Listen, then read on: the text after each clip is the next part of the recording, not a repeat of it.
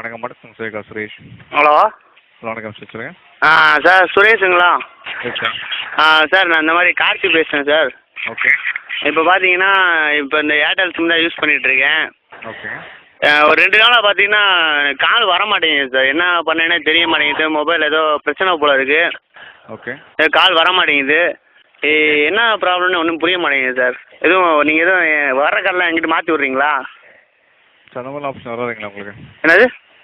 அந்த மாதிரிலாம் வரது வாய்ப்பு இல்லைங்களா சார்? இல்லை ஏதோ யாரோ உள்ளே இருந்து என்னமோ வேலை பண்ணுறேன். எனக்கு என்னன்னு புரிய மாட்டேங்குது எனக்கு.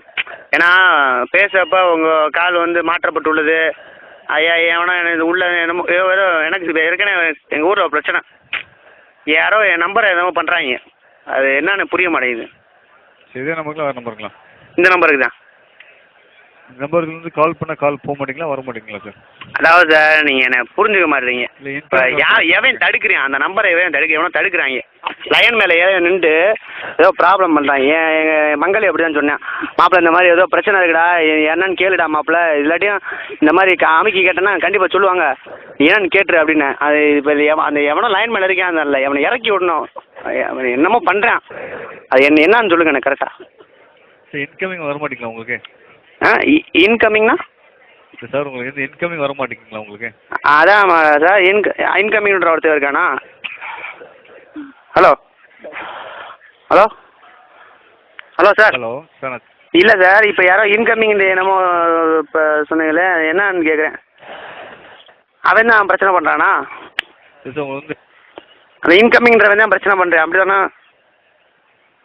ஹலோ சார், உங்களுக்கு என்ன ப்ராப்ளம் தெரிஞ்சுக்கலாங்களா? இல்லை சார், நீ என்ன சொல்ல வரேன்னா இப்போ எனக்கு கால் வர மாட்டேங்குது. சரிங்க.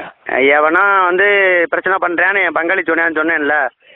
இப்போ லைனில் எவன் இருக்கேன்னா இறக்கி விடுங்க. எவனோ லைனில் இருக்கான். லைனுங்களா? ஆமாம், லைன் இப்போ ஃபோன் வருமாம்ல, அந்த லைனில் எவனும் நிற்பானாம்ல, நின்றா வந்து பேச முடியாது. இது ஒரு வகையாக செய்வன மாதிரி நினைக்கிறேன், அப்படி தானே? ஹலோ சார், மணி இன்கமிங் வரலன்னா கண்டிப்பாக நான் கம்ப்ளைண்ட் எடுத்து போட் பண்ணிடுறேன் உங்களுக்கு, ஓகேங்களா? கம்ப்ளைண்ட் வேணாம். ஏன்னா நம்ம வந்து யாரையும் வந்து கஷ்டப்படுத்தக்கூடாது, சரியா?